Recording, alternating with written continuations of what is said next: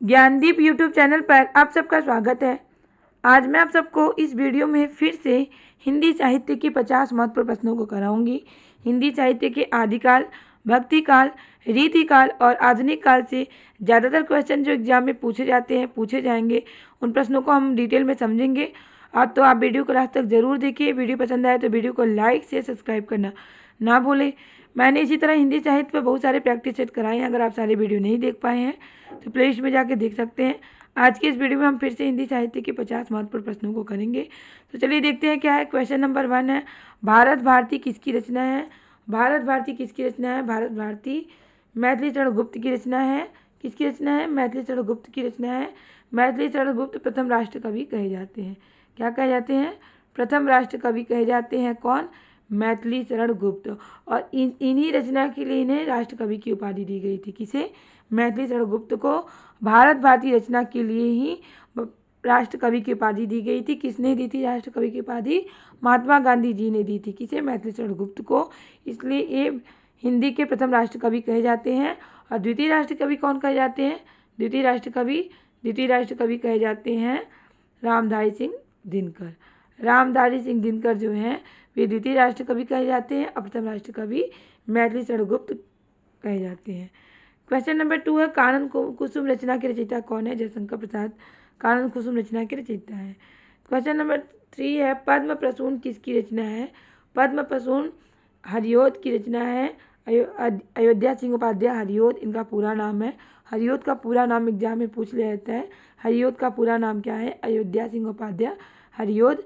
और पद्म प्रसून जो है इनकी रचना है, इनकी एक प्रसिद्ध रचना है जो कि महाकाव्य है, प्रिय प्रवास। प्रिय प्रवास जो है इनकी प्रसिद्ध रचना है, महाकाव्य है। और इसे खड़ी बोली हिंदी का प्रथम महाकाव्य कहा जाता है। प्रिय प्रवास जो इनकी प्रसिद्ध रचना है। और इसमें कितने सर्ग हैं? प्रिय प्रवास में 17 सर्ग हैं।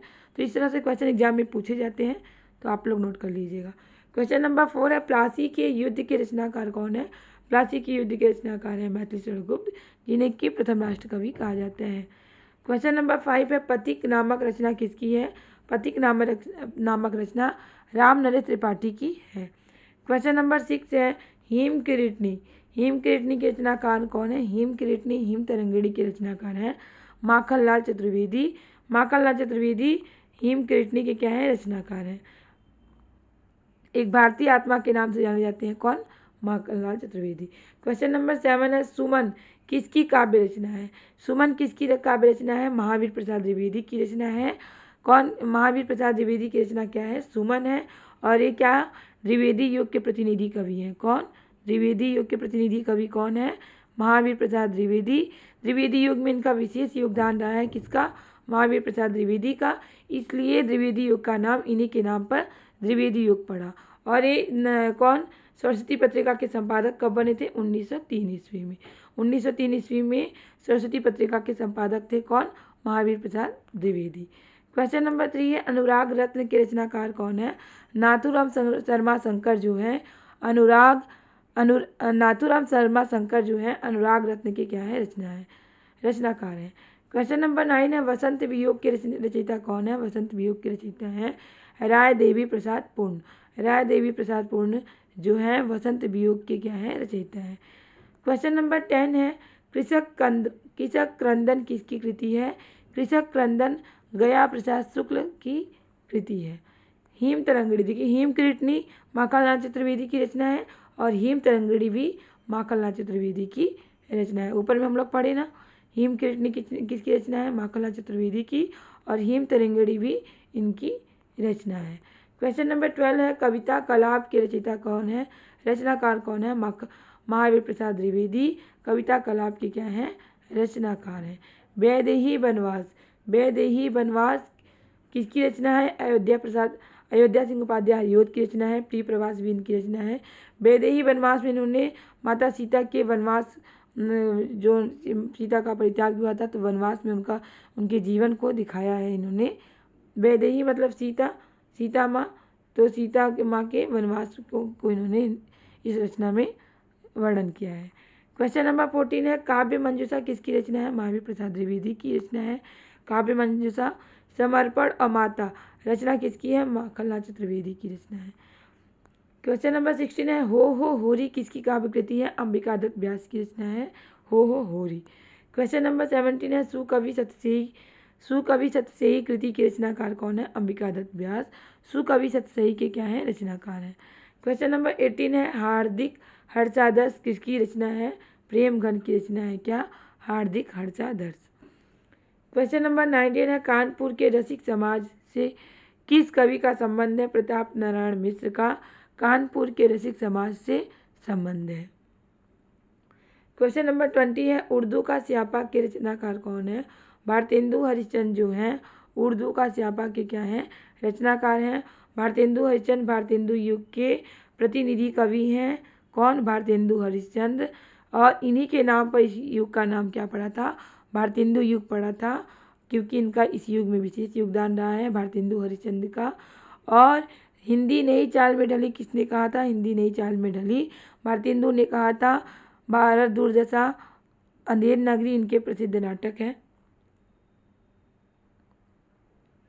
क्वेश्चन नंबर 21 है नागरी नीरद नामक साप्ताहिक पत्र। नागरी नीरद जो है साप्ताहिक पत्र है, इसके संपादक कौन है? बद्री नारायण चौधरी प्रेमघन। बद्री नारायण चौधरी नागरी नीरद नामक साप्ताहिक पत्र के क्या है? संपादक है। क्वेश्चन नंबर 22 है कौन सा हिंदी कवि अब्र उपनाम से उर्दू में कविता करते थे? तो अब्र उपनाम से उर्दू में कविता कौन लिखता था? प्रेमघन। बद्री नारायण चौधरी प्रेमघन का पूरा नाम है। प्रेमघन का पूरा नाम क्या है? बद्री नारायण चौधरी प्रेमघन। और रसा उपनाम से रचना कौन करता था उर्दू में? तो भारतेंदु हरिश्चंद्र जी करते थे। तो ये भी क्वेश्चन पूछा जाता है एग्जाम में। क्वेश्चन नंबर 23 है धन्य भूमि भारत सब रत्नन की उपजावनी। महत्वपूर्ण पंक्ति है, इंपॉर्टेंट पंक्ति है। किसके द्वारा कही गई पंक्ति है? प्रेमघन के द्वारा कही गई पंक्ति है। बद्री नारायण चौधरी प्रेमघन के द्वारा कही गई पंक्ति है। क्वेश्चन नंबर 25 है भारतेंदु ने अपनी किस कविता में विदेशी वस्तुओं का बहिष्कार की प्रत्यक्ष रूप से प्रेरणा दी है? अपनी किस कविता में इन्होंने विदेशी वस्तुओं के बहिष्कार की प्रेरणा दी है? तो प्रबोधनी इनकी जो कविता है इसमें इन्होंने विदेशी वस्तुओं के बहिष्कार की प्रेरणा दी है। क्वेश्चन नंबर 26 है रोवहूँ सब मिली आवहूँ भारत भाई। रोवहूँ सब मिली आवहूँ भारत भाई पंक्ति किसकी है? भारतेंदु हरिश्चंद्र के द्वारा कही गई पंक्ति है। क्वेश्चन नंबर 35 है हिंदी का प्रथम मौलिक नाटक क्या है? हिंदी का प्रथम मौलिक नाटक है भारतेंदु ने माना है क्या?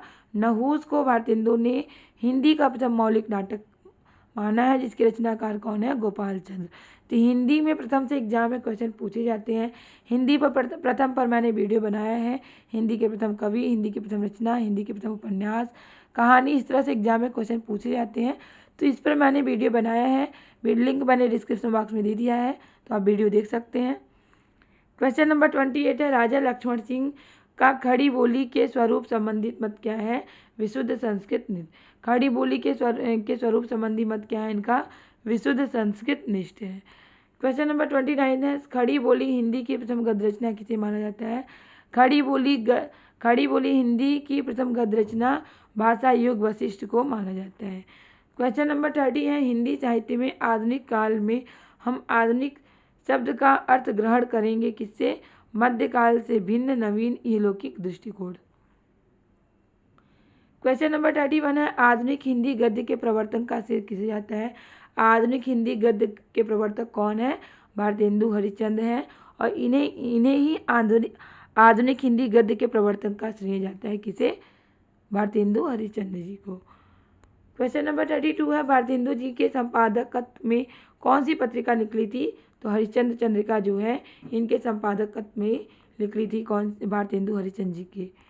क्वेश्चन नंबर 33 है द्विवेदी युग में भारतेंदु प्रज्ञेदु की उपाधि किस कवि को मिली है? तो नाथूराम शर्मा शंकर को द्विवेदी युग में भारतेंदु प्रज्ञेदु की उपाधि दी गई है।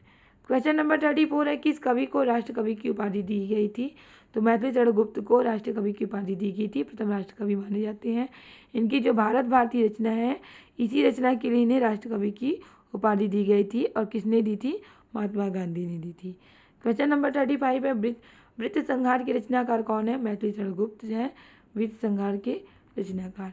क्वेश्चन नंबर 36 है मैथिली शरण गुप्त को किस रचना के आधार पर राष्ट्रकवि की उपाधि दी गई थी? तो मैंने बताया कि इनकी जो भारत भारती रचना है इसी रचना के आधार पर इन्हें राष्ट्रकवि की उपाधि दी गई थी।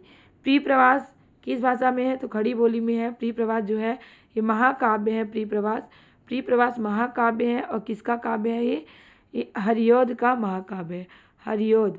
हरिऔध अयोध्या सिंह उपाध्याय हरिऔध के द्वारा लिखा गया महाकाव्य है।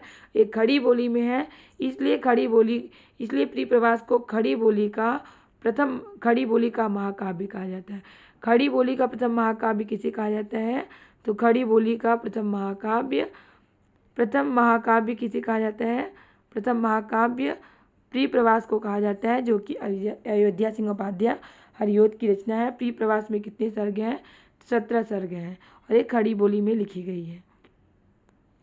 क्वेश्चन नंबर 38 है मैथिली शरण गुप्त के रहस्यवादी गीतों का संयोजन किस कृति में किया गया है? तो ऐसी कौन सी कृति है मैथिली शरण गुप्त की जिसमें रहस्यवादी गीतों का संयोजन किया गया है? तो इनकी जो झंकार कृति है इसी कृति में रहस्यवादी गीतों का संयोजन किया गया है। क्वेश्चन नंबर 39 है प्रिय प्रवास काव्य का प्रकाशन कब हुआ था? मैंने ऊपर बताया प्रिय प्रवास महाकाव्य है। हरिऔध अयोध्या सिंह उपाध्याय के द्वारा लिखा गया क्या है? महाकाव्य है। इसमें 17 सर्ग हैं। इसे खड़ी बोली का प्रथम महाकाव्य कहा जाता है। इसका प्रकाशन वर्ष क्या है? 1914। क्वेश्चन नंबर 40 है वेडुलो गूंजे धरा के रचयिता कौन है? रचनाकार कौन है? माखनलाल चतुर्वेदी है। क्वेश्चन नंबर 41 है आचार्य शुक्ल ने खड़ी बोली की प्रथम रचना किसे माना है?